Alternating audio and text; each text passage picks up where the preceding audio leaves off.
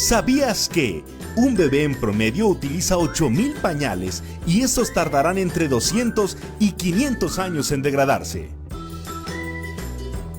Diseñado y confeccionado ideal para ajustar de 0 a 2 años. Diseños impresos, coloridos y divertidos. Corte ergonómico para un mejor ajuste y libertad de movimiento. Puedes escoger entre nuestros diseños estampados o lisos. Protege a tus hijos de los químicos. Ahorra hasta 40,000 pesos.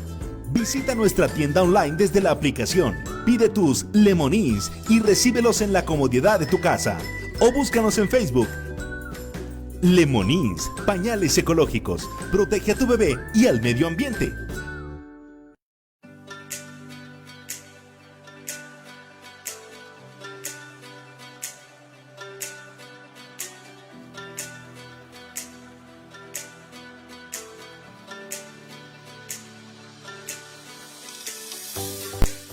Para empezar, tenemos que ver en qué condiciones está la cocina.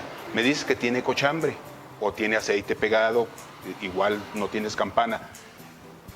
Hay que limpiar perfectamente bien esas áreas que vayas a pintar. Antes de que pongas cualquier producto, tienes que lavar bien con agua y jabón y dejar secar perfectamente. Regularmente no vas a necesitar fondo. Todo va también en base a qué colores tú quieras poner. Y después escoger el tipo de pintura que tú vas a necesitar. En este caso yo te recomendaría para los muros un esmalte base agua, que lo puedes usar en muros de cocinas y baños. ¿Qué ventajas vas a tener? La ventaja es que al ser un producto sintético base agua no va a crear hongo, ni te va a hacer que se desprendan ciertas áreas ahí que tengas mal área. Entonces lo primero sería que limpiar, poner un esmalte. Dependiendo del color que tú vayas a escoger, lo normal es que con 2 manos tengas de pintura, no vas a necesitar más pintura. En un dado caso que tú tengas el azulejo y lo quieras pintar, lo puedes pintar también con este tipo de esmalte. Pero yo te recomendaría usar también un producto de adherencia. Mira, tenemos este sellador. Este sellador es especial para darle adherencia al azulejo o cosas lisas, como cristal, vidrio, ese tipo de cosas. Tú lo pones en tu azulejo y encima ya lo puedes pintar con el esmalte base agua que te recomiendo. Pero sí es recomendable ponerle este sellador, 1 o 2 manos de sellador, para que tenga adherencia la pintura que tú vas a poner. Porque hay que tomar en cuenta que después tú o tu señora van a estar lavando esa cocina y entonces necesita aguantar que la estén frotando. Entonces por eso usar este tipo de selladores. Todo lo demás, lo que son muros, los puedes poner con un esmalte base agua al color que tú elijas y te va a aguantar perfectamente bien. Los esmaltes los tenemos en acabado brillante, en acabado mate, en acabado satín, el acabado que ustedes quieran. Pintaban con esmaltes los baños y cocinas y normalmente usaban esmaltes base aceite o base solvente. Ese era un error porque al tener base aceite, el hongo, la humedad que genera la cocina con los vapores se va pegando al muro y entonces eso lleva hongo y el hongo tiene de dónde comer. Al ser vegetal el aceite es vegetal y entonces por eso se empieza a manchar mucho tu cocina y aunque la estés limpiando siguen esas manchas.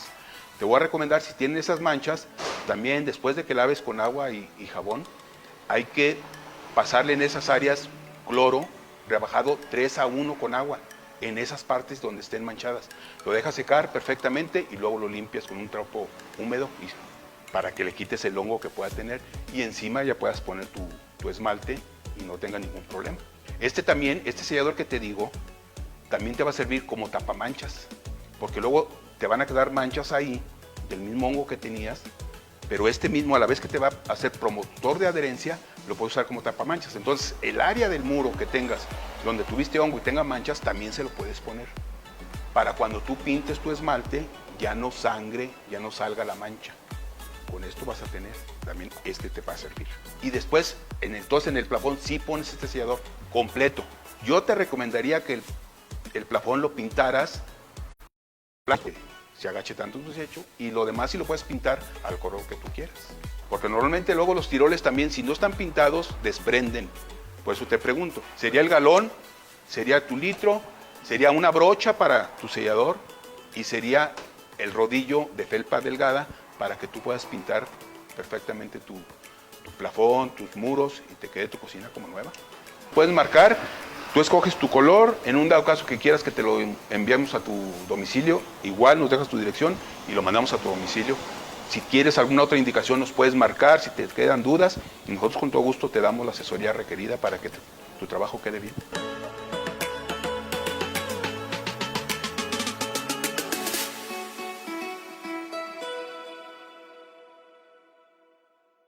Dar fe de los hechos y actos del estado civil de las personas es la actividad oficial que represento, tratando de llevar un mensaje amoroso y de unión a cada pareja en su boda civil, con un toque de realidad y a la vez también de dinamismo, ya que la familia es la base de esta y todas las sociedades. Con 17 años en la carrera registral, cada pareja me ha dejado una enseñanza, lo cual disfruto enormemente. Oscar, elige si aceptas como esposa legítima Angelina. Sí, quiero. Muy bien. Primer besito de esposos. Alejandro Abril. Pienso que el amor es la respuesta a todo, y si haces tu trabajo y las cosas con amor, los resultados sin duda son estupendos. Tienes que meter así. Perfecto. Así. Mira, cierra. Córrele, córrele. Eso, gracias.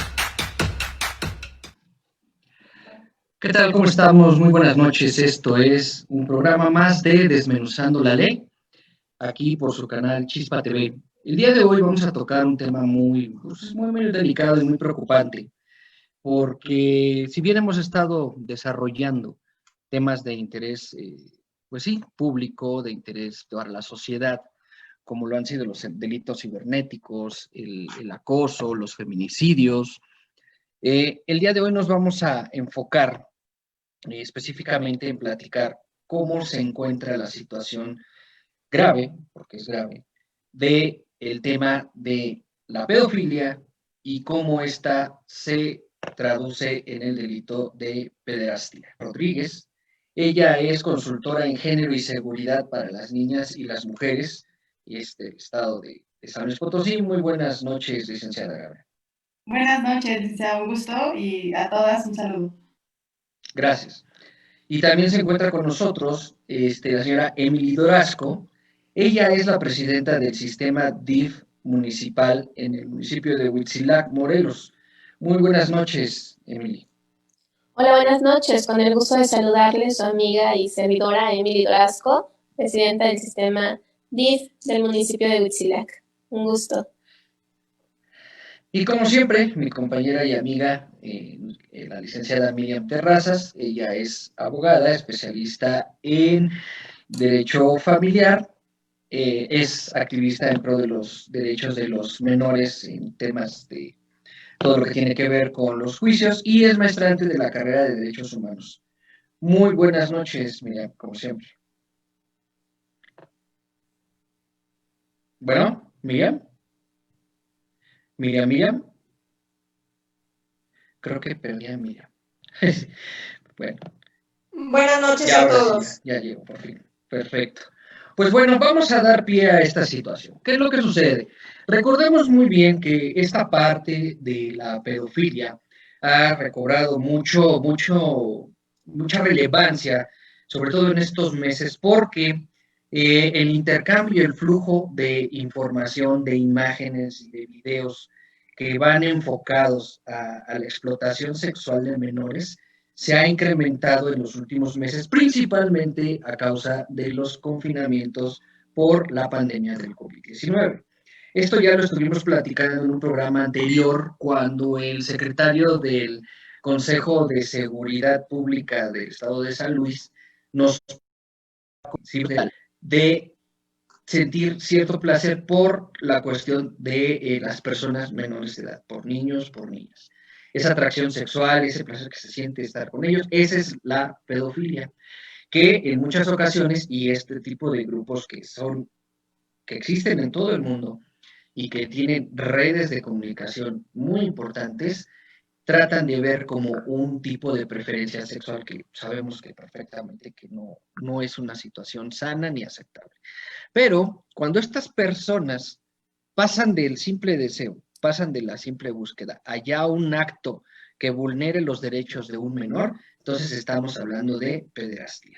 Y esa es la que vamos a desarrollar el día de hoy con nuestras invitadas, con Miriam, mi compañera, para que podamos entender la diferencia y sobre todo tengamos mucho cuidado con nuestros niños, con nuestras niñas, con el acceso a información, con las personas que conviven cotidianamente, porque, como lo vamos a ver el día de hoy, en cualquier momento, en cualquier punto, puede brincar de un simple acoso a un delito y tenerlos en cierta vulnerabilidad. Miriam, ¿nos podrías platicar cómo tenemos tipificado el delito en nuestras leyes? Claro. ¿Sí me escuchan? Sí, ya te escuchamos. Bueno, primero quiero hacer un preámbulo previo a señalar la normativa jurídica contra estos delitos de la libertad sexual, seguridad sexual y el normal desarrollo psicosexual. Esta es una realidad grotesca, es repulsiva, está sucediendo realmente en nuestro país. Lo podríamos llamar como un crimen en contra de la dignidad humana de los niños. Muchos niños son víctimas de delitos sexuales que pueden afectar para toda su vida su desarrollo integral, su desarrollo emocional. Estos delitos que se integran, que afectan la integridad sexual, bueno, hay varias clasificaciones. Nosotros en anteriores programas, como el delito de trata de personas, señalamos la clasificación, las especificaciones, y entre ellos, bueno, podemos tener lo que es la prostitución infantil, como lo explicaba usted, licenciado Erubey, la diferencia entre pedofilia y pederastía. También tenemos lo que es la pornografía infantil, la trata de menores. Tenemos casos específicos de indígenas a las mujeres que no tienen ningún valor alguno para estas comunidades, las venden específicamente a los extranjeros y no a mexicanos, pero lo hacen con el fin de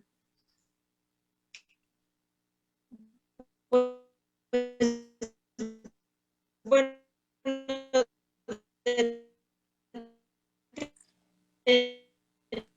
tener alguna relación actual o como estadísticas. Quiero señalar que en México cada año cerca de 1,000 menores sufren abuso sexual infantil. Esto equivale en cuanto a ahora a un 2.8 agresiones sexuales que sufren los menores.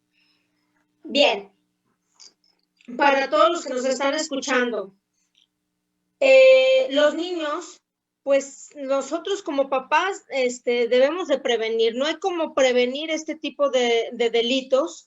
Y no nada más estamos hablando de los delitos cibernéticos, también estamos hablando de lo que señala el Código Penal, esos actos eróticos que pueden llegar a un abuso sexual o en su caso la penetración y que afectan la integridad física de un menor que puede culminar a una violación. Entonces, si se fijan muy bien, las violaciones o los abusos sexuales a los menores de edad se dan por día y pueden ser más de 50 casos por día. Entonces, ¿qué es lo que está pasando? Muchos papás. Hay dos tipos de posiciones que puede suceder en esta situación. Primero, en familias acomodadas, que pueden ser esos menores vulnerables, o en su caso, en situaciones de pobreza, en situaciones en donde no fluye la economía. En esas situaciones también los menores pueden ser vulnerables. En cuanto la situación de familias acomodadas, normalmente lo que sucede es que estos menores de edad pueden ser vulnerables porque los papás los dejan con las nanas, con los que manejan el vehículo, en este caso el chofer, con el instructor deportivo o con algún pariente. Normalmente en un 85% los abusos sexuales se integran con una persona cercana y solamente un 15% respecto a personas lejanas. Y entre ellas, bueno, entra primero este primer concepto de pedofilia, donde los espacios públicos pueden ser los espacios en donde se pueda dar más esta presencia de fantasías, estos impulsos, estos comportamientos sexuales excitantes, pero que no llegan a la práctica de una preferencia sexual.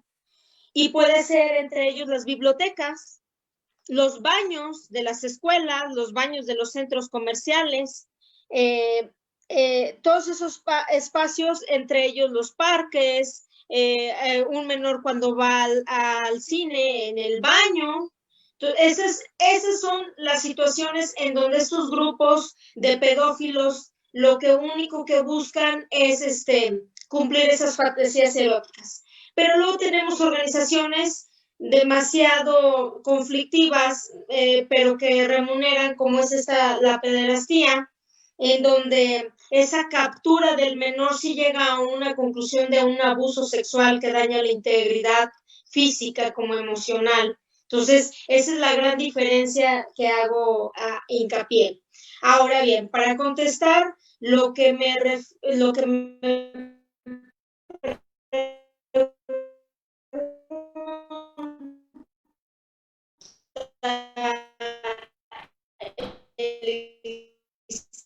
licenciado Erubey, la normativa, dos tipos, la violación.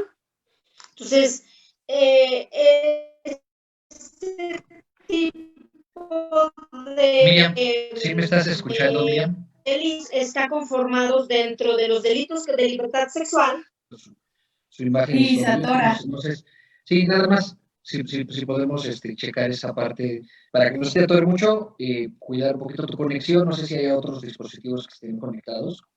Entonces, muchas veces se recomienda que dejemos el canal libre porque sí te estás atorando mucho. Entonces, si ahorita ya estás un poco más fluida, pero sí, puedes continuar. Gracias. ¿En qué me quedé, licenciado?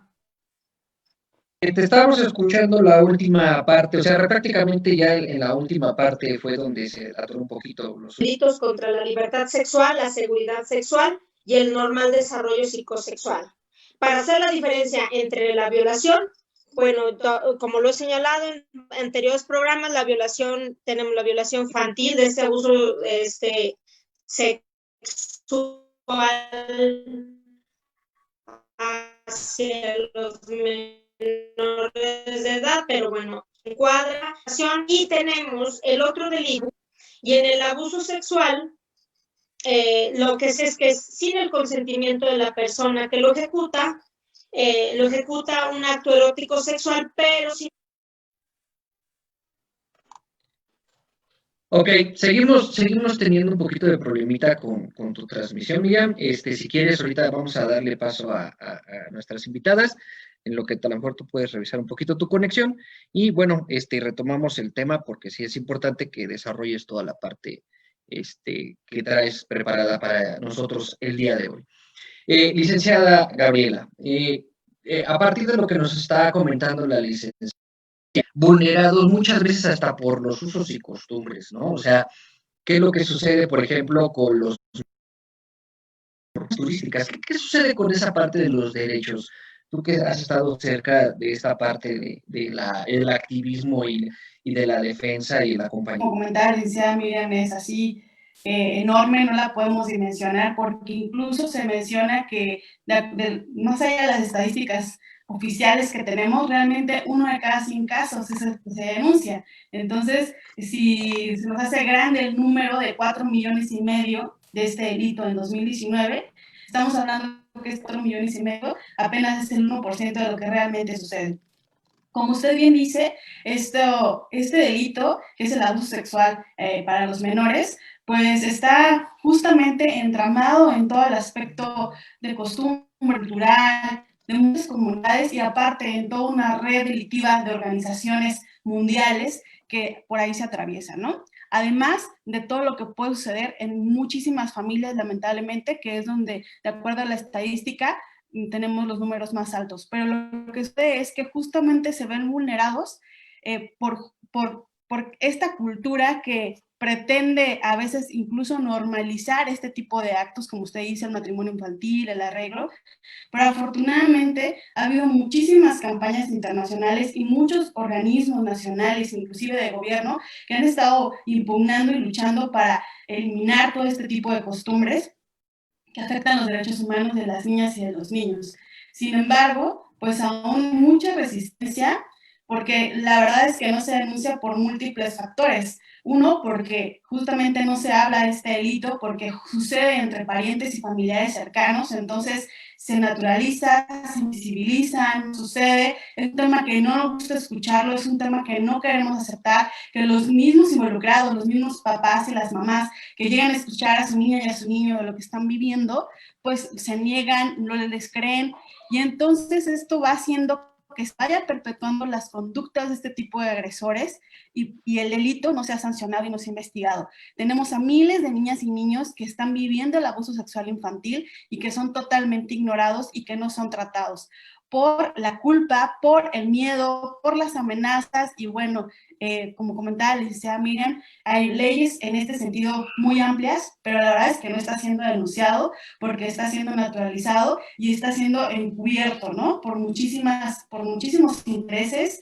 pero también por este tema cultural del que yo he venido acompañando de la violencia contra las mujeres y las niñas, tiene que ver con esto, ¿no? Porque en la casa no pasa nada, porque lo privado es privado, porque no es cierto, aquí no te pasa eso, porque tu papá es un buen papá, porque el tío es tu tío, ¿sabes? Este tipo de cosas va haciendo entonces que esta no se denuncie y al contrario, los niños y las niñas se sienten culpables y se sienten menos y dejan de hablar. Yo tuve la oportunidad, les había comentado en el programa anterior, de ser directora del refugio de mujeres en Querétaro. Ahí llegan niñas y llega la familia completa.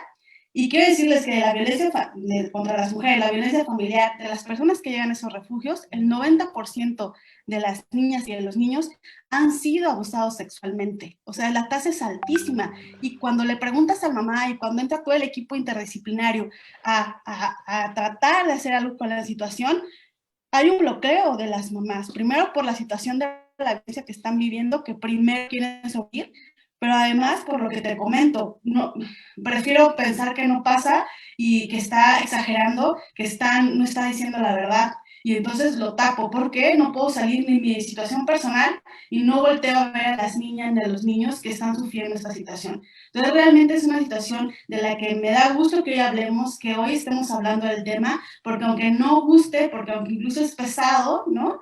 Es importante que lo reconozcamos y que con esta naturalidad lo hablemos con las niñas y con los niños que están en nuestras casas, porque sucede y sucede muchísimo más de lo que estamos imaginando. Entonces, yo apuesto muchísimo a eso, a que tenemos que seguir preveniendo y seguir cambiando la situación cultural y de educación, donde están estos estereotipos rasgados de violencia, donde por lo tanto también la violencia sexual infantil pues se naturaliza. Incluso estos gustos, ¿no? Entre los jóvenes y cuando van creciendo ya adultos por líneas de mucho menor edad, no naturalizarlos, no es normal, porque es que en el momento en que empezamos a incidir, yo apuesto muchísimo por este tema de la educación y de la sanción, pero la verdad es que si no hay denuncia, difícilmente las normas y los procesos judiciales podrán ir erradicando esto, ¿no? Sí. Claro. No, y además, como bien lo comentas, a final de cuentas, este tipo de redes se alimentan de los materiales que compartimos nosotros, que comparten nuestros menores, y que creemos que está en Facebook, creemos que está en Instagram, creemos que está en Snapchat, creemos que está en WhatsApp automáticamente, pero estas redes lo que hacen es jalar esa información, subirla y obviamente ya en otro contexto, y me imagino que lo han de alterar, y a final de cuentas lo están alimentando. ¿Por qué? Porque uno comparte su parte, su vida hacia afuera y hay que cuidar mucho esa situación. Y como bien dices, no solamente las leyes son las que tenemos que ver que se cumplan, sino viene mucho la prevención, viene mucho el acompañamiento, viene mucho la asesoría. Y es aquí a donde le pregunto a Emily, ¿cómo pasa en el sistema DIF, que es creado para eso, dentro de la estructura de la administración pública en México, existen estos sistemas de desarrollo integral a la familia que se han ido modificando y le han ido dando más herramientas para que ayuden a prevenir este tipo de situaciones? En el caso de un municipio como lo es el municipio en el que ella le está tocando dirigir,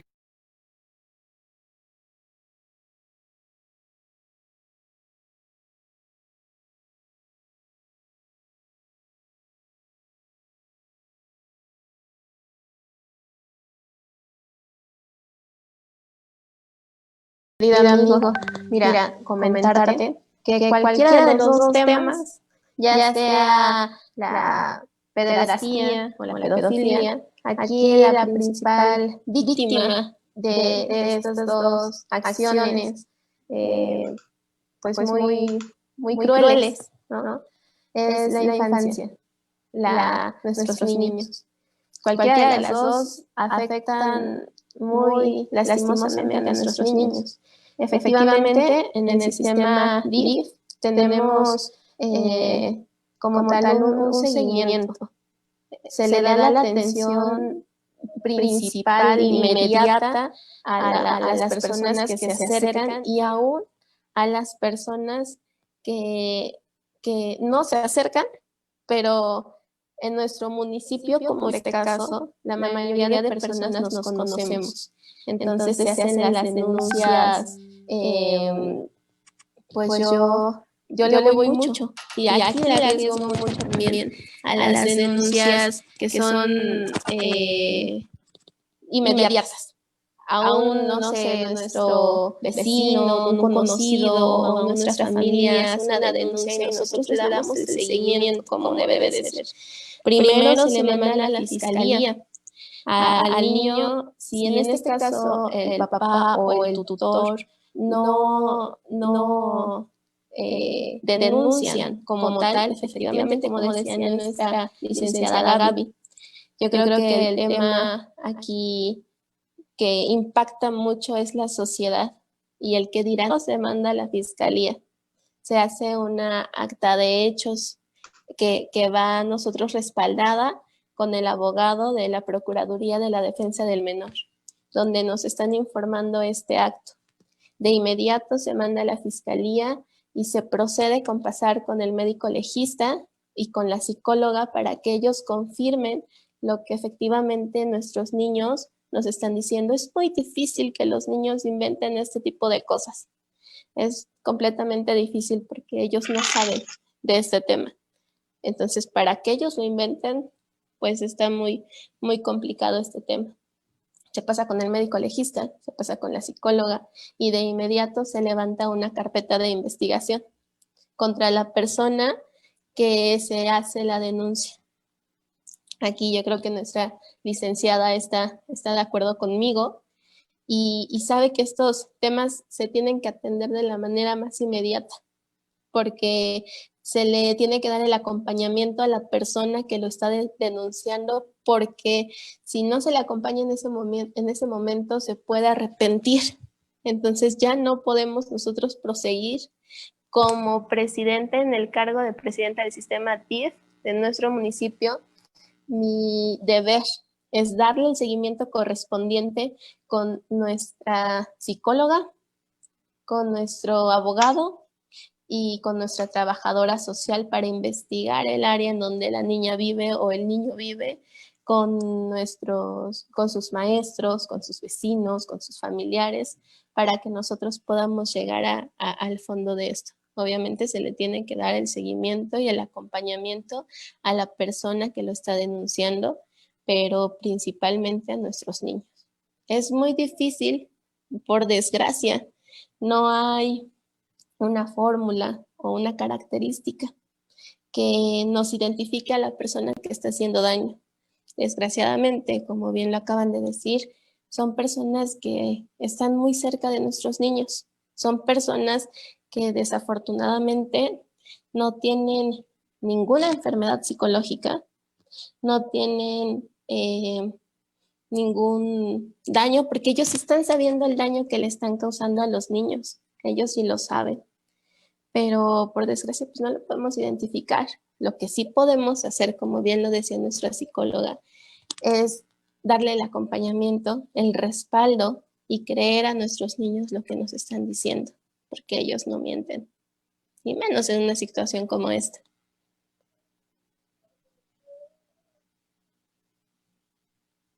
Claro, sí, a final de cuentas, esa es la parte que muchas veces los ven, se ve la parte vulnerable de la infancia, se ve la parte Claro. vulnerable porque no están ellos con la capacidad de procesar lo que les está pasando. Saben que algo está pasando, pero no tienen la capacidad de procesarlo. Y eso hablamos de los niños que lo están viviendo de manera física, con algún familiar, con algún conocido, con algún vecino, ¿no? Hay otro tipo de situaciones que eso ahorita lo podemos también abundar, que es la parte en donde el niño empieza a interactuar por medio de las redes sociales con otras personas que no sabe quiénes son. Y hablamos no solamente de niños, y aquí es muy importante recalcarlo y quisiera que me ayudaran las tres a poderlo dejar más puntual en sus ámbitos de cada una, que creemos que solamente este es un problema de niños de menores de edad, así bebitos, del 5, 6, 10, pero recordemos que esto todavía se tipifica de los 18 años para abajo. O sea, estamos hablando de niños o adolescentes de los 11, 12 años hacia adelante, que ya tienen más conciencia de las cosas, que están generando información por medio de las redes, por medio de televisión, de toda esa información que va circulando, que ellos la procesan a partir de su noción de la realidad que tiene por la edad en la que se encuentran y por el entorno en el que se rodean, y que muchas veces ellos creen que están ejerciendo a lo mejor su libertad o su madurez, que ellos pueden verla así, pero están cayendo en un esquema de pederastía, en este caso, o de pedofilia y de pederastía. Y me refiero, por ejemplo, y eso a lo mejor en el punto ya tal cual me dará la razón ahorita en su siguiente intervención, con la cuestión, y que también lo hemos visto, licenciada Miriam, de los embarazos en adolescentes y niñas, ¿no? Que ellas creen que están haciendo algo normal, de que es algo que su madurez les permite, pero que no es así. Hay que ver esa otra parte. Miriam, ya te tenemos de vuelta. Terminemos con la parte que había quedado pendiente de tu intervención y a partir de lo que estamos platicando. Gracias. Muy bien, bueno, para seguirle con el tema que usted estaba dando antes de lo que es la cuestión jurídica, hay un caso en Acapulco de una mujer que se llama Rosa Müller.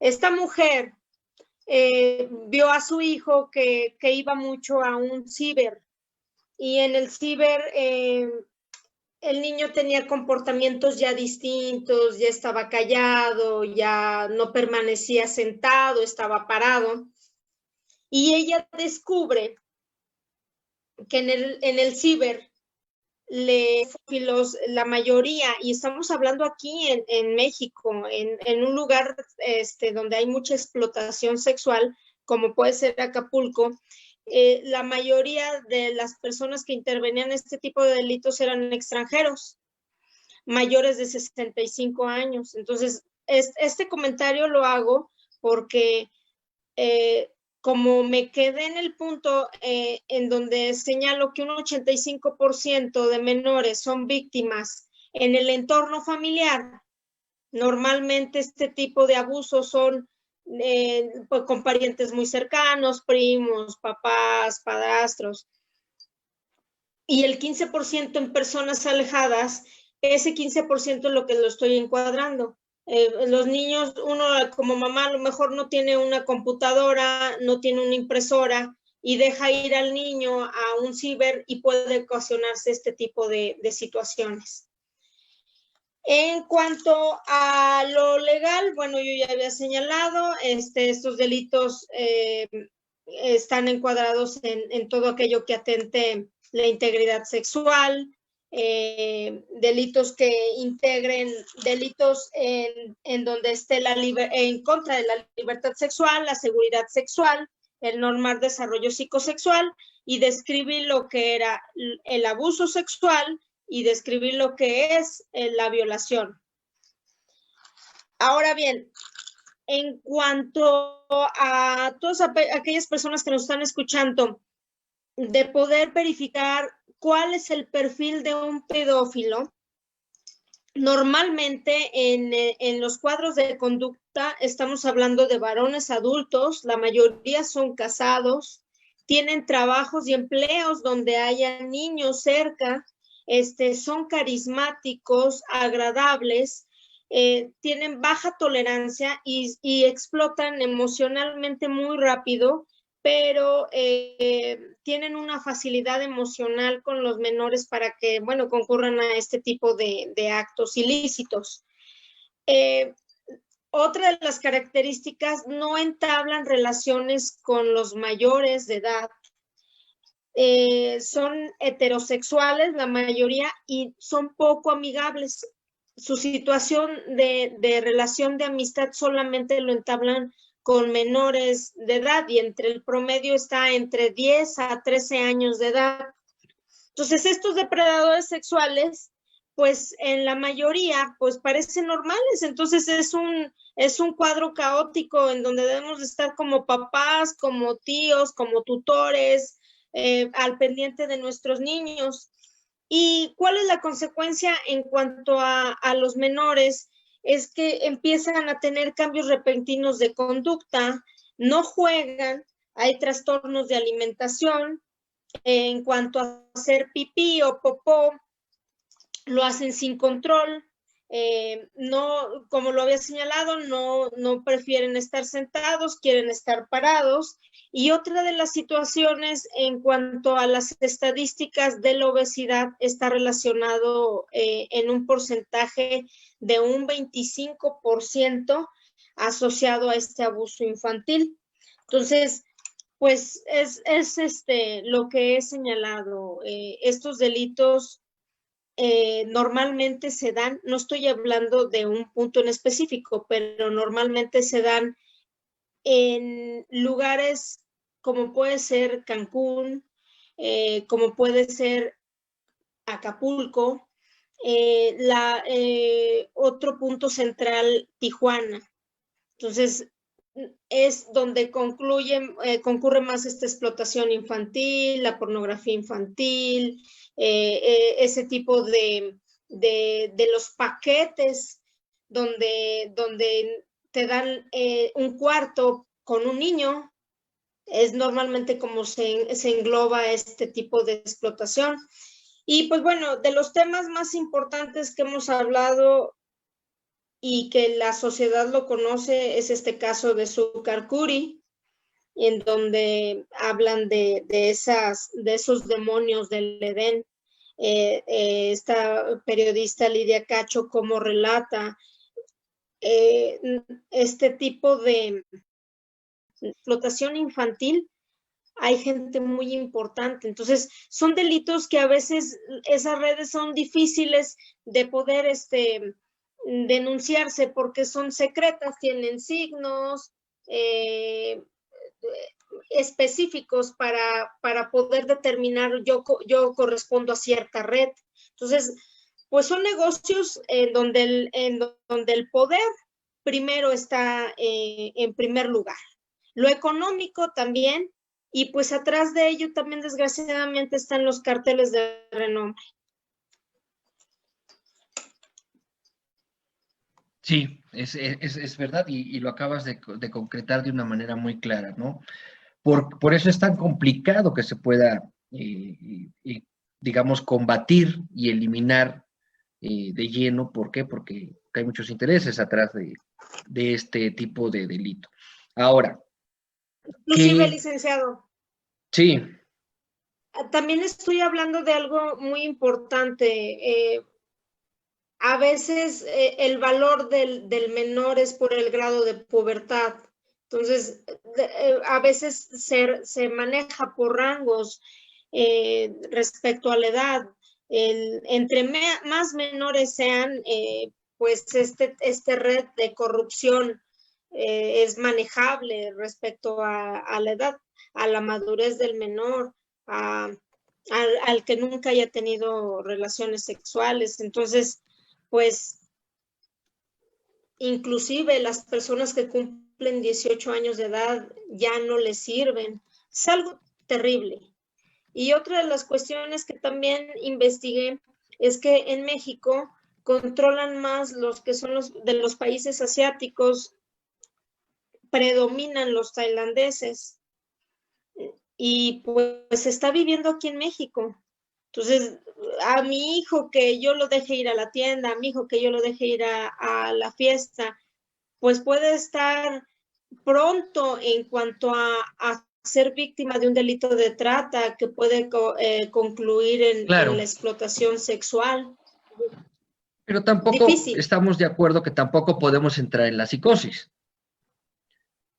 ¿Sí? O sea, esa es la parte, porque de repente, y eso también ahorita, y eso lo podemos tocar, y no sé si alguno de ustedes quiera comentarlo. ¿Qué ha pasado, por ejemplo, en muchos pueblos, en donde de repente alguien dice, es que se están robando un niño, o están robando una niña, y los pobladores salen encolerizados y terminan linchando a personas sin que se compruebe si realmente estaban haciéndolo? ¿Por qué? Porque se da esta psicosis. O sea, se da esta psicosis de que se sabe que se dan estas situaciones, y es ahí donde yo creo que tanto las leyes como las autoridades tienen que acompañar mejor esta situación para que no sea la gente la que reaccione de esa forma visceral. ¿Qué opinas, Gaby, en este sentido? Por eso, de que se tenga más clara la cuestión legal, se tenga más clara la cuestión normativa, y sobre todo que existieran leyes transversales que permitieran que cualquier autoridad en cierto orden pudiera actuar para poder proteger a los menores, ¿no? O sea, estamos hablando, y me revoco a un caso muy claro que también tocamos en los primeros programas, que fue el caso de la niña Fátima, y que eso también ahorita probablemente Emily nos podrá dar su opinión, pero en el caso de Fátima, en donde las autoridades dejaron de lleno pasar la situación, no hubo en la parte educativa quien velara por la integridad de la niña al salir de la escuela. No hubo un seguimiento adecuado por parte de las autoridades de prevención social con respecto a que la niña vivía en un ambiente hostil y de violencia en su casa. Y a final de cuentas, pues tampoco la fiscalía actuó de inmediato ante la alerta Amber para poder saber. Es necesario que se cree o se reforme la ley de protección a los menores, que existe la ley federal de protección a los menores y adolescentes, para que se pudiera ser más transversal. Desde tu punto de vista, de tu experiencia, ¿cómo ves esa parte? Sí, sí, licenciado, qué bueno que lo comenta. Y bueno, el caso de Fátima es un caso que podemos hablar ahora de este caso, porque este caso tiene todas las aristas y todo lo que podamos ver en cuanto a la investigación, muchísimas, pero también desde el punto de vista de la realidad de esa niña y de su entorno, y que venía de una situación de violencia familiar extrema, de violencia contra las mujeres, que después se replicó en la menor, y que también de este tema, pero que también tenemos que apuntar hacia las leyes, pero también a políticas públicas, como usted dice, transversales, que lo que nos generen sea no tener perfiles de víctimas para el delito, ¿no? Porque la demanda no va a dejar de existir. O sea, esa es una situación, un negocio, como ya sabemos, y los trastornos mentales, porque algunos pues así lo son, ¿no? Los que llegan a cometer este tipo de actos, probablemente no vamos a desaparecer de esas personas, pero sí podemos ir creando, disminuyendo este tipo de perfiles de niñas y niños que están a la merced, que son vulnerables y que entonces son fáciles de atrapar por parte de la persona agresora. Eso también creo que es muy importante. El sí conocer al agresor, que tiene este tipo de características que bien comentaba la licenciada Miriam y que son encantadores la mayoría, pero también darnos cuenta que nuestras niñas y nuestros niños están siendo captados porque no están siendo atendidos en la parte emocional, no solamente en la parte educativa, que vemos ahí grandes áreas de oportunidad, pero sobre todo es en la parte emocional, porque no están siendo escuchados ni con credibilidad, ni con autoestima, y cuando hablan no se les cree y se les tapa. Como decía Alicia Emily también, el niño no miente. Yo, de verdad, de todas las experiencias que he tenido, a la segunda vez que ves al niño, te das cuenta, quien lo calla es la mamá, quien lo calla es la tía, quien lo calla es quien lo acompaña. Somos nosotros, y hoy invito a toda la audiencia que nos escucha a reflexionar qué haces con tus hijos, no solamente en este tema, no nos tenemos que ir a este tema si tú que nos ves y nos escuchas dices, en mi casa no pasa, qué bueno, pero en otros temas, vete a cosas más sencillas, ¿qué opinión, qué valor le das a la opinión de tus hijos y de tus hijas en casa? ¿En qué lugar están puestos en la escala de la democratización familiar? Porque desde ahí, desde la toma de decisiones, desde cuando vamos a tomar decisiones sencillas, ¿qué tanto participan tus hijas y tus hijos? O sea, desde cosas muy sencillas podemos irnos dando cuenta que como papás y como mamás no le estamos dando las herramientas a ellos para la toma de decisiones, ¿no? Entonces, yo insisto en esta parte de visibilizar que esta es una situación real, que es una situación que está pasando porque desde la familia, no desde casa, estamos otra vez repitiendo los mismos patrones de conducta y que generan entonces perfiles de niñas y niños que no, además de no tener autoestima, no pueden tomar decisiones y no saben poner límites, porque en su casa jamás han sido vistos como alguien que valga la pena escuchar, ¿no? Que su opinión sea validada. Así te lo puedo decir, ¿no? Hoy Claro. la verdad me gustaría que nos llevamos a reflexión y que qué tenemos que hacer con las políticas y con las leyes, que además de ver la sanción al agresor, veamos toda esta parte preventiva para ir creando estos espacios donde le escucha a los menores y donde su voz realmente sea validada para que ellos al momento de denunciar puedan ser vistos y entonces se llega a la sanción. De verdad que el tema es muy grave y en el caso de Fátima, ahí se vio cómo se replica en la menor una situación que ya se replicaba con la madre, ¿no? Y que DIF, bueno, ahí la licenciada Emily puede verlo, pero el DIF dio seguimiento como legalmente correspondía, con oficios y visitas de trabajo social, y después se les perdió la mamá porque estaba a punto de perder la vida. La mamá tenía mucho miedo porque le iba a matar. O sea, me parece que desde la perspectiva de género había muchísimas cosas más para hacer, pero desde que la violencia era contra las mujeres y que este perfil del agresor que estaba ahí, pues estaba replicando la que la menor, que después sucede pues todas las consecuencias que sabemos, ¿no? Con ella, con la niña, que es un caso extremo, pero en realidad en nuestras casas, creo que desde ahí podemos hacer la apuesta a ir cambiando nuestras relaciones con nuestras hijas y con nuestros hijos para evitar crear producto, digamos, si lo queremos ver así, no creemos esos perfiles y cómo lo trabajamos en este tipo de casas donde los tenemos, es eso, validando su opinión, es dándole escucha, es desde cosas muy sencillas. Un ejemplo es, ¿qué vamos a comer? ¿A dónde vamos a ir a comer? Pues donde diga, todos vamos a votar, y que un día lo que el niño vote, que la niña vote, se haga, ¿no? Porque a veces sí, todos votamos, pero pues al final decide la mamá y el papá, ¿no? O sea, en cositas muy sencillas podemos ir haciendo esas reflexiones para ir validando a nuestros hijos y entonces ellos puedan opinar, puedan poner límites y también puedan entonces, cuando se encuentra una persona así, decir no, hasta aquí, ¿no? Pero también la política pública tiene que tener esta visión, porque no solamente se trata de la persecución del delito y la sanción, porque si no hay denuncia, entonces pues no sirve, ¿no? O sea, no nos va a ayudar. Tenemos que irnos también más allá y crear estos espacios para una democratización familiar efectiva que tiene que ver en esto. En las familias todos tenemos validez a este crecimiento de los niños y de las niñas. Entonces sí me parece importante como ir viendo esta parte y se los comentaba, el tratamiento cuando nosotros los tenemos, pues es casi separarlo de la mamá o de quien lo acompaña, porque las mamás y los adultos no quieren hacer nada jamás, ¿no? No las culpo porque también vienen de un sistema tradicional que las culpabiliza, ¿no? que las van a señalar. Uno de los miedos más grandes es, no voy a decir nada porque al rato también a mí me van a meter a la cárcel porque yo supe todo el tiempo y ellas lo saben todo el tiempo y ellos y las tías, todo el mundo lo sabe. Y entonces dicen, no, el niño está mintiendo, la niña está mintiendo porque saben que al rato las van a engañar a ellas o a ellos. Entonces, yo también me gustaría aprovechar el espacio para quien nos escucha decirle, si tú sabes que tu hijo está viviendo eso o una niña, no temas en decirlo. Cuando no has hablado es porque también tienes miedo. No es verdad que la ley se vaya a ir contra ti, ¿no? O sea, a mí me gustaría romper eso para que pudieran también acompañarles y anunciar, ¿no? Claro que hay un tipo de responsabilidad, porque todas y todos somos responsables de nuestras niñas y nuestros niños, pero esa responsabilidad, pues legalmente se va a investigar hasta donde corresponde, pero si tú no has hablado por miedo, también puedes decirlo y entonces te va a juzgar pues, con esta idea, ¿no? Con la perspectiva de género, se va a juzgar hasta donde están. Sí. Y si no quería dejar de decirlo porque es de lo que más he escuchado, ¿no? ¿Y por qué nunca lo acompañaste? ¿Y por qué nunca le creíste? Porque tenía miedo, porque yo también lo supe, porque yo también lo vi, porque yo también estuve ahí y no hablé. Entonces sí, no quería dejar pasar el espacio, licenciado.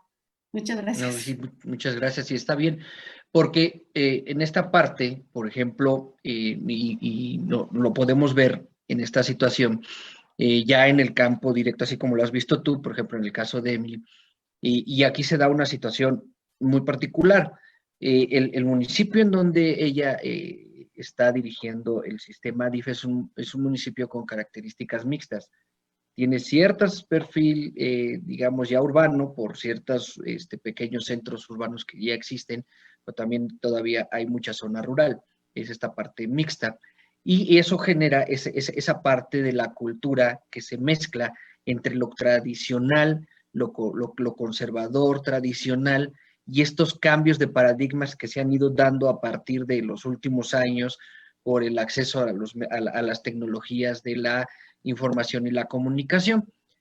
Ella, particularmente, pues es una persona joven que tiene ahorita este cargo de dirigir y yo quisiera preguntarle qué tan complicado ha sido el poder enfrentar esto, si estos cambios de paradigma con la gente que ve la vida como lo está describiendo la licenciada Gaby, como lo describió también en algún momento la licenciada Miriam, de que es que yo me callo, ¿por qué? Porque ¿qué va a decir los demás? Es que no, el maestro es el que tiene la razón, no, es que tu tío es el que tienes que respetar, y cosas de ese tipo que se van conjugando y al rato tenemos un problema muy claro. ¿Cómo te ha tocado esta parte? ¿Qué has visto en tu experiencia?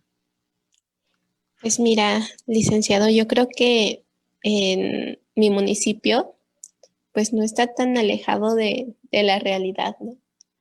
Lo que bien comentaba la licenciada Gaby.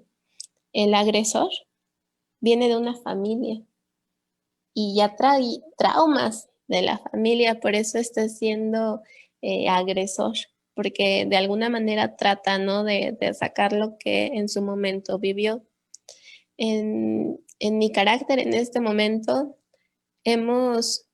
sí, efectivamente hemos tenido pues casos delicados que, como lo comentaba hace un momento, siendo un municipio pequeño, el qué dirá está muy resaltado, porque todo mundo se conoce. Entonces ahí viene ese miedo y efectivamente concuerdo mucho con la licenciada en el tema muy enfocado tradicional, de que tú eres la culpable porque tú no viste a tu hijo, porque tú no viste a tu hija, y entonces creen que la culpa, más que el agresor, es de uno.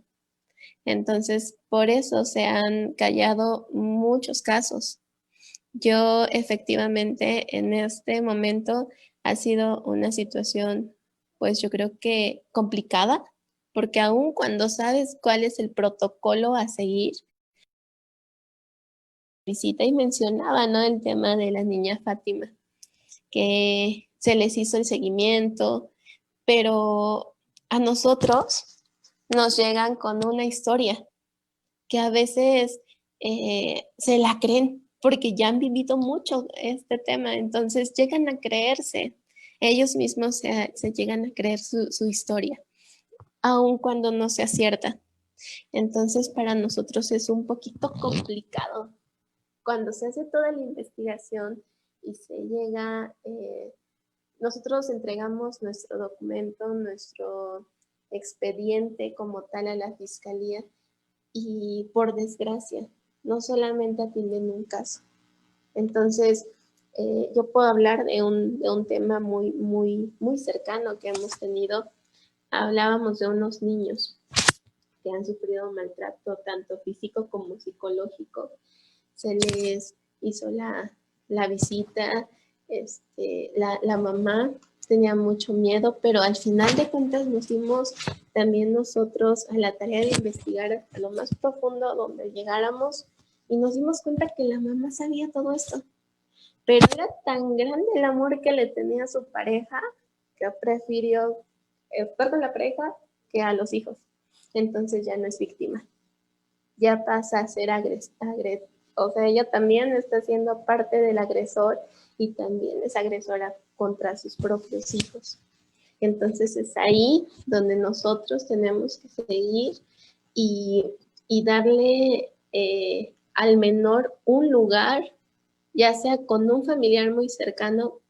La ley marca que tiene que ser la mamá. Si la mamá no cuenta con estas facultades para cuidar a los niños, se pasa con el papá. Si el papá no cuenta con las facultades para cuidar a los hijos, pasa a cargo de un tutor. Y el tutor son los abuelitos maternos, principalmente. Siguen los abuelitos paternos y de ahí los tíos. Entonces, nuestra función es investigar quiénes son las personas capaces de tener a resguardo a estos niños. Hablábamos también del embarazo a muy temprana edad, decía usted, licenciado, y efectivamente nuestro municipio por muchísimo tiempo el embarazo a muy temprana edad ya se hace muy común. Entonces ya no le ven algún mal. Nuestras niñas y nuestros jóvenes, porque también son jóvenes de 16, 15, 14 años, que son papás y que ya es una tradición, que sus papás fueron papás a muy temprana edad, entonces les dan como el acompañamiento, ¿no? O el respaldo, no, bueno, sí, ya eres mamá y tienes que hacer esto, pero ya lo ven algo muy normal. Nosotros nos hemos dado a la tarea de acercarnos a las escuelas.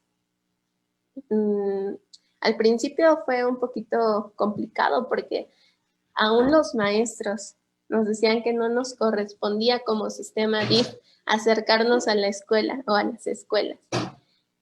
Para nosotros fue muy complicado porque efectivamente nunca antes había el sistema DIF y se había involucrado en estos temas de la educación. Nosotros mandamos a la psicóloga, a la terapeuta, para que muchos niños no cuentan con el recurso para poder acercarse a las instalaciones. Entonces fue ahí cuando nosotros tuvimos la iniciativa de acercarnos a las escuelas para identificar a los niños más vulnerables en todos los aspectos, con apoyo de los maestros que están con ellos más tiempo a veces que los papás, por cuestiones de trabajo y pues algunas otras cosas, ¿no? Que a lo mejor se nos complica. Pero esa fue nuestra iniciativa, acercar nuestros servicios que tenemos a las escuelas, y yo creo que a las personas que nos están viendo en este momento, que nos apoyen como papás, como tutores, para que nosotros podamos continuar con esta iniciativa, que nos permitan llegar hasta sus hogares de esta manera con los jóvenes y niños, y que así lo requiera. Ok. Es que sí es muy importante y qué bueno que han sensibilizado esta situación porque, como lo hemos visto y en casos como los que hemos platicado, es muy delicada la situación, es muy grave y sobre todo que, como lo hemos insistido en muchos programas, la parte de la niñez es una de las partes más sensibles de una sociedad. Si descuidamos la parte de nuestra niñez, por eso es que cuando esa niñez crece, la sociedad empieza a tener otro tipo de problemas. Y como bien dijo Emily, se hace un círculo en donde el agresor antes fue víctima y ahora se vuelve agresor, y entonces ahora la otra víctima tarde o temprano vuelve otra vez a ser agresor, y empezamos a tener una descomposición del tejido social muy delicada, porque a final de cuentas son los niños, es a los que les vamos heredando la responsabilidad de la sociedad en los años que vienen. Qué bueno que lo están haciendo y qué bueno que estamos platicando esta parte. Yo les pediría a las tres, y empezamos con Miriam, una muy breve conclusión, ya se nos vino el tiempo encima, de este tema y con qué nos quedamos. ¿Les parece? Miriam, te escuchamos. Ok, mire, licenciado, mi conclusión es, hoy se ventiló del tema este abuso sexual infantil cerca en cuestión del núcleo familiar, de alguien que esté muy cercano. Pero yo no quiero dejar en el olvido ese 15% que hablé durante el transcurso del programa. Yo hablé de las cuestiones en donde las relaciones son lejanas y los menores concurren a ser víctimas de este tipo de delitos. Entonces, en ambas, en ese 85% y en ese 15%, la única manera para poderlo erradicar es hacer, programas y mejores políticas públicas, que eso es de cajón. Pero yo lo que quiero señalarle a las personas que nos están escuchando y dejar plasmado en este tipo de programas es que hablemos con los menores. Es la forma más viable para poderlo erradicar, para prevenir. Decirles que identifiquen exactamente cuál es el adulto confiable y cuál es el adulto agresor. Que verifiquen inmediatamente el sentido, el significado de un beso, de una caricia, para que ellos puedan diferenciar y clasificar, esta persona quiere afectarme a mí o esta persona quiere ayudarme y protegerme. Inclusive hay una frase que dice que ojos que no ven, bocas que no hablan. Es de nuestras invitadas, lo señalaban muchas gentes, e inclusive los mismos parientes ponen el freno para que no se denuncien este tipo de delitos. Pero también el freno está en el menor. Cuando los menores no quieren hablar, cuando los menores creen que con esto va a haber un rechazo, va a haber una estigmatización, cuando los menores crean que va a haber una pérdida de afecto emocional por haber sido víctima de estos delitos. Mi conclusión, quitarnos de esos mitos de las sexualidades, papás, hablar con nuestros hijos, decirles las cosas por su nombre, identificarles que los niños, y son palabras fuertes, pero bueno, lo tengo que decirle, los niños tienen el pene, las niñas la vagina, los testículos, pero hablarles concretamente, porque normalmente los agresores le ponen apodos a las partes, y es por eso que llegan a este tipo de situaciones tan graves que afectan contra la dignidad de los menores. Entonces, busquemos un lenguaje real, neutral y adecuado para los niños para poderlos prevenir en edad temprana. Es la única manera. Y quiero nada más por terminar con ese 15%. Desgraciadamente, hablé de dos situaciones. Cuando los menores son vulnerables en una estabilidad económica alta y cuando son vulnerables cuando hay carencia económica. En los dos, la primera situación en la que hay un grado alto económico es porque los papás los dejan encargados, y más ahorita en estas situaciones de la pandemia donde los menores están más en las casas. Los dejan encargados ya sea con los empleados o con los parientes más próximos. Y los de las carencias económicas, pues como lo he señalado, hay dos tipos. En las comunidades indígenas donde las mujeres no tienen valor alguno y bueno, son vendidas, y la segunda estas personas en donde por 40 hacen algún acto erótico sexual y por 100 pesos pues esta relación sexual que llega a ser un lucro indebido para estas situaciones tan penosas, tan caóticas. Entonces no hay como poder erradicarlo hablándoles sin que haya mitos de sexualidad, hablándoles íntegramente de lo que puede pasar fuera de la calle y dentro de la casa. Claro, en dos lados. Emily, ¿con qué nos quedamos? Una breve conclusión. En la dejarles en claro a nuestros niños que su cuerpo es suyo y que nadie lo puede tocar, como ellos tienen que conocer su cuerpo, pero nadie más puede sobrepasar los límites cuando ellos tengan miedo. Yo creo que su miedo y nuestro miedo de todas las personas nos hace poner ciertos límites. Entonces, cuando ellos sientan algún tipo de miedo hacia una persona, respetarles también, respetar cuando el niño no quiere darle un beso al tío, no obligarlos, porque nosotros como papás a veces les obligamos a nuestros niños. Yo creo que también a nuestra audiencia sería muy recomendable que poner un poquito más de atención al comportamiento de nuestros niños. El lenguaje físico a veces habla más que 1000 palabras. Nuestros niños son muy transparentes, son muy claros. Y yo creo que lo más importante es que si quieres cambiar el mundo, debes de cambiar primero pues, tus hijos, tu vida, y ya demostrarles que la confianza y que crees en su palabra, que crees en ellos. Y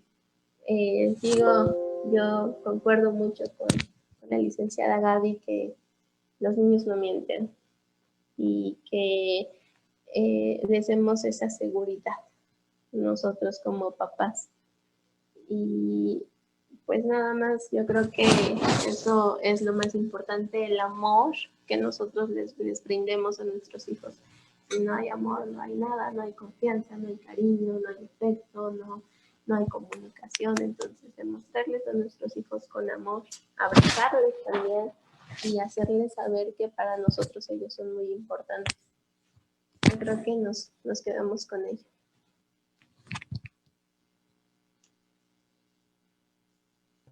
Muy bien, muchas gracias. Licenciada Gabriela.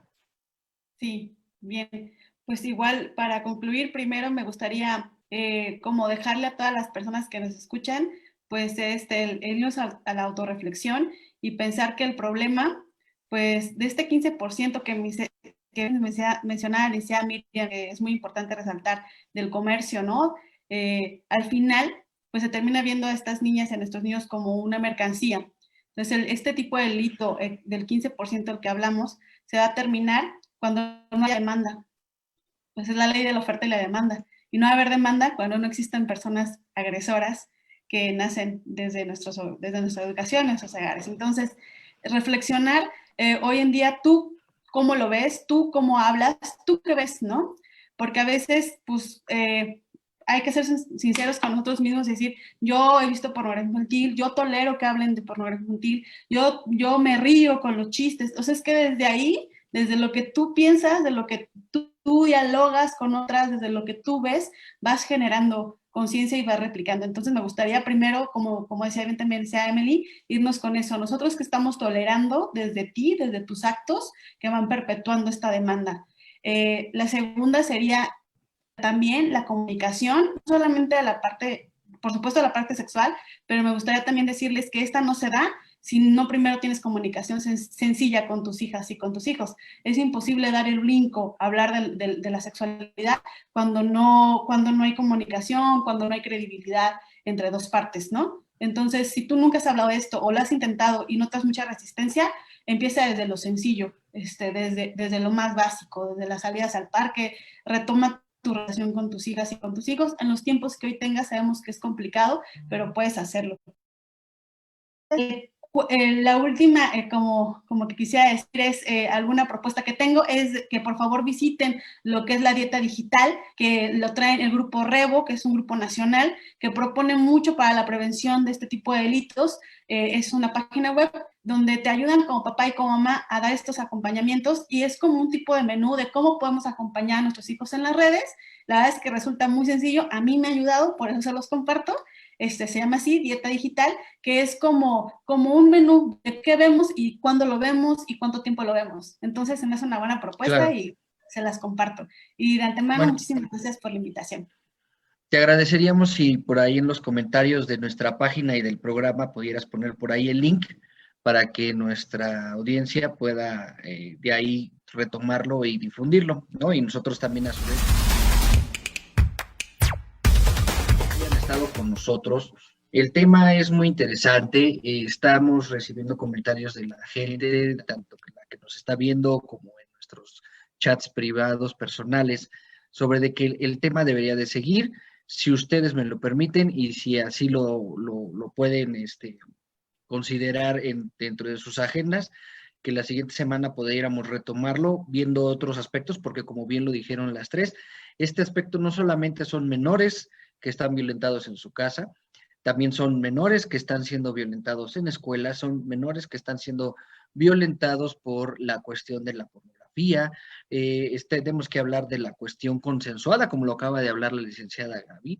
Hay un caso por ahí que fue muy sonado y que desgraciadamente en estos tiempos todo se trata de politizar, cuando realmente deberían de ser problemas que se deberían de tocar de una forma diferente. Por ahí de un delegado de gobierno que con bombo y platillo presumió la boda que tuvo con una muchachilla de 20 años y que después por ahí dijo que llevaba más de 5 de novios, o sea, imagínense, ¿no? Y eso lo estamos normalizando. Digo, no vamos a decir nombres ni nada para no que vuelva al mismo, no caigamos en la politización, pero son realidades que se están viendo como si fueran normales, y no son así. Entonces yo creo que si las tres me lo permiten, pudiéramos retomar este tema para la siguiente semana, que pudiéramos abordar estos otros puntos, porque a la gente es muy importante que le hagamos llegar todos los comentarios, la mayor asesoría que podamos darles y orientación con respecto a estos temas tan delicados, porque pues para eso son estos espacios, para eso se creó Desmenuzando la Ley, y pues qué mejor que nos esté pidiendo la misma, el mismo público nos esté pidiendo que no dejemos de tocar estos temas. Muchas gracias por todo, muchas gracias por aguantarnos, ya nos pasamos mucho de nuestro tiempo, luego por ahí nuestro productor nada más nos están mandando mensajes de que ya tiene sueño, pero bueno, esto se pone luego de repente interesante. Muchas gracias a todos. Esto fue Desmenuzando la Ley. Les agradezco su tiempo, su paciencia. Por favor, distribúyanlo. Recuerden que esto queda grabado, lo pueden retransmitir en sus propias redes, en sus propias timeline, para que pueda llegar a más gentes. Hasta luego, buenas noches. Esto es Chispa TV. Nos vemos la siguiente semana. Hasta luego. Hasta luego.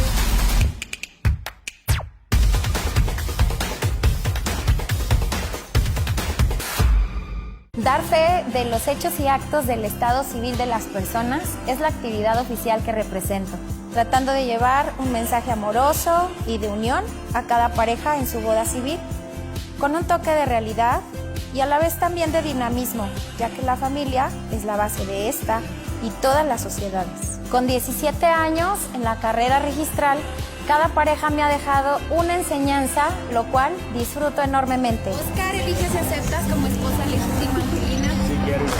Muy bien. Primer besito de esposos. Pienso que el amor es la respuesta a todo, y si haces tu trabajo y las cosas con amor, los resultados sin duda son estupendos. Tienes que meter así. Perfecto. Así. Y la cierra. Córrele. Eso.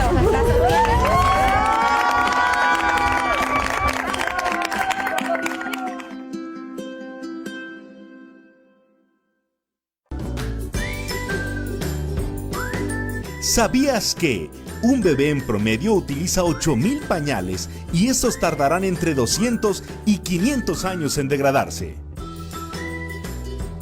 Diseñado y confeccionado ideal para ajustar de 0 a 2 años. Diseños impresos, coloridos y divertidos. Corte ergonómico para un mejor ajuste y libertad de movimiento. Puedes escoger entre nuestros diseños estampados o lisos. Protege a tus hijos de los químicos. Ahorra hasta 40,000 pesos. Visita nuestra tienda online desde la aplicación. Pide tus Lemonies y recíbelos en la comodidad de tu casa. O búscanos en Facebook. Lemonies, pañales ecológicos. Protege a tu bebé y al medio ambiente. Es tiempo de quedarte en casa, de observar con detalle el interior y poner atención en aquello que realmente importa. Es momento de cambiar, de construir, replantear y reinventar,